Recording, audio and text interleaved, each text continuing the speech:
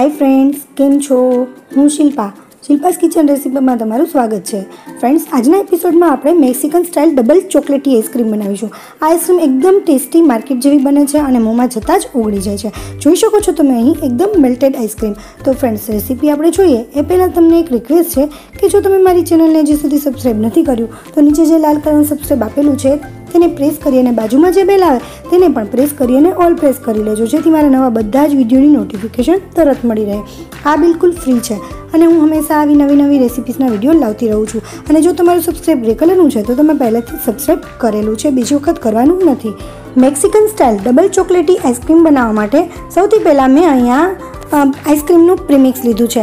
આમાંથી તમે આઈસ્ક્રીમ, ગુલ્ફી બધું બનાવી શકો છો અને આ પ્રીમિક્સની રેસીપી મેં આની પહેલાંની જ આપેલી છે, ત્યાંથી તમે જોઈ લેજો। હવે ફ્રેન્ડ્સ, આ પ્રીમિક્સ છે મેં 7 ચમચી લીધું છે। હવે ત્યાર પછી આપણે એની અંદર दूध एड करीशुं। हवे दूध पण वधारे एड नथी करवानुं, परंतु जेटली चमची आपणे प्रीमिक्स लीधुं छे एटली ज चमची आपणे दूधनी एड करवानी छे। एटले के 7 चमची आपणे प्रीमिक्स लीधुं छे तो एनी अंदर 7 चमची ज आपणे दूध एड करीशुं। फ्रेंड्स, तमने मारी रेसिपीमां कोई प्रश्न होय तो मने कमेंट करीने जणावजो अने लास्टमां तमने छेल्ले सुधी जोया पछी तमने मारी रेसिपी केवी लागी ए पण मने कमेंट करीने जरूर कहेजो। हवे फ्रेंड्स, आने आपणे सरस रीते मिक्स करी लईए बीटर थी, अथवा तो जो तमारी पासे बीटर न होय तो तमे काटा चमची थी पण तेने मिक्स करी शको छो, एनाथी वधारे सरस मिक्स थाय छे। हवे आ सरस मिक्स थई गयुं छे त्यार पछी एनी अंदर आपणे बीजा इन्ग्रीडियंट्स एड करीशुं। तमे जुओ आनुं जे थिकनेस छे ए केटली छे। त्यार पछी आपणे एनी अंदर चॉकलेटनुं एसेंस एड करीशुं, कारण के एनाथी वधारे चॉकलेटी आइसक्रीम लागे छे। हवे अर्धी चमची जेटલું आपणे चॉकलेटनुं एसेंस एड करीशुं।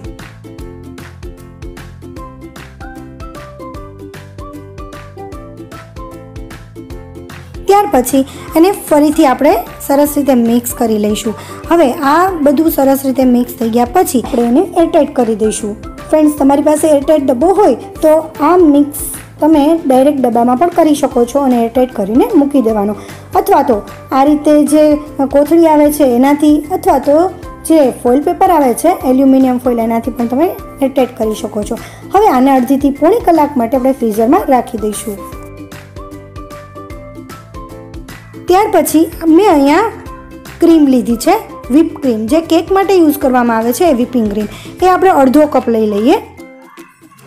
હવે આ ક્રીમને આપણે બીટ કરીશું અને આ ક્રીમ એકદમ ઠંડી જ લેવાની છે। અત્યારે હું બીટરથી બીટ કરું છું। તમારી પાસે બીટર ન હોય તો તમે હેન્ડ બીટરથી કરી શકો છો, અથવા તો મિક્સર જારમાં પણ કરી શકો છો। મિક્સર જારમાં કઈ રીતે કરવું એ મેં આપેલું છે, એ પણ હું તમને એની રેસીપી સૌથી છેલ્લે વિડીયો પૂરો થાય ત્યાં તમને આપી દઈશ। આ રીતે થીક થઈ જવી જોઈએ ક્રીમ।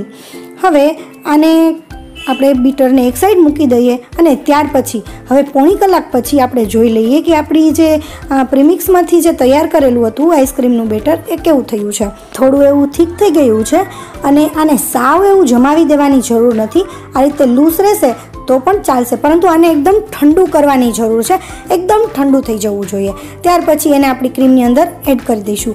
ફ્રેન્ડ્સ, હવે એમાં આપણે થોડું એવું દૂધ એડ કરીશું। તમે વ્હીપ ક્રીમની જગ્યાએ અમૂલ ફ્રેશ ક્રીમ પણ લઈ શકો છો। હવે ફરીથી એને બીટરથી બીટ કરીશું। ફ્રેન્ડ્સ, જો તમે મિક્સર જારમાં કરતા હોય તો તમે આ રીતે જ પ્રોસેસ કરવાની છે અને આને ફરીથી મિક્સર જારમાં નાખી અને ફરીથી બીટ કરવાનું છે।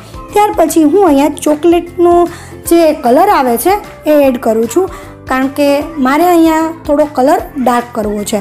જો તમારે કલર ડાર્ક ના કરવો હોય તો તમે અવોઇડ કરી શકો છો, એનાથી ટેસ્ટમાં કોઈ ફરક નથી પડતો। 3-4 ટીપા આપણે એડ કરી દીધા અને ફરીથી એને બીટ કરી અને મિક્સ કરી લઈએ।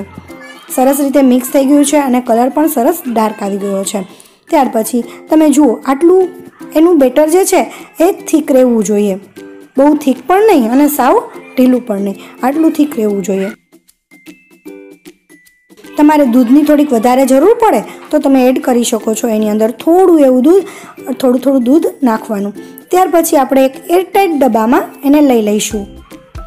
કોઈ પણ તમારી પાસે એરટાઈટ ડબ્બો હોય તો એને એમાં નાખી શકો છો। ત્યાર પછી ઉપર મેં વર્મીસિલી જે ચોકલેટની સેવ આવે છે એ નાખી દીધી છે। તમે ચોકલેટ ચિપ્સ પણ નાખી શકો છો। ત્યાર પછી એને એરટાઈટ બંધ કરી અને 7 થી 8 કલાક માટે ફ્રીઝરમાં રાખી દઈશું।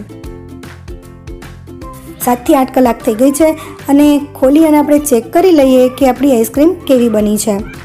વાવ, એકદમ ટેસ્ટી. અત્યારે જોતાની સાથે જ મને ખાવાનું મન થઈ ગયું છે. મોઢામાં પાણી આવી ગયું. હવે તો હું ફટાફટ ખાઈ લઈશ આઈસ્ક્રીમ. તમને પણ મોઢામાં પાણી આવી ગયું હશે, ખરું ને?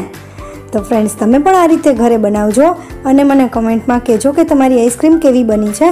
ખરેખર સુપર ટેસ્ટી બનશે આઈસ્ક્રીમ. અને ત્યાર પછી એની ઉપર આપણે ચોકલેટનું થોડું સિરપ એડ કરી દઈશું અને ચોકલેટની વર્મિસેલી સેવ છે એ, અથવા તો તમે જે રીતે ડેકોરેટ કરવાનું હોય તમારે એ રીતે તમે કરી શકો છો, અલગ અલગ રીતે. આ રીતે હું વર્મિસેલીથી ડેકોરેટ કરું છું. ફ્રેન્ડ્સ, તમને મારી રેસીપી કેવી લાગી એ મને કમેન્ટમાં કહેજો અને ગમી હોય તો એક લાઇક આપી દેજો. આમ તો જો કે તમે ફ્રેન્ડ્સ અહીંયા સુધી જોઈ છે તો તમને જરૂર ગમી હશે, તો એક લાઇક આપી અને જો ચેનલને સબસ્ક્રાઈબ ના કર્યું હોય તો સબસ્ક્રાઈબ કરી લેજો. Thank you for watching. Next recipe સાથે આપણે ફરીથી મળીશું. ત્યાં સુધી બાય બાય.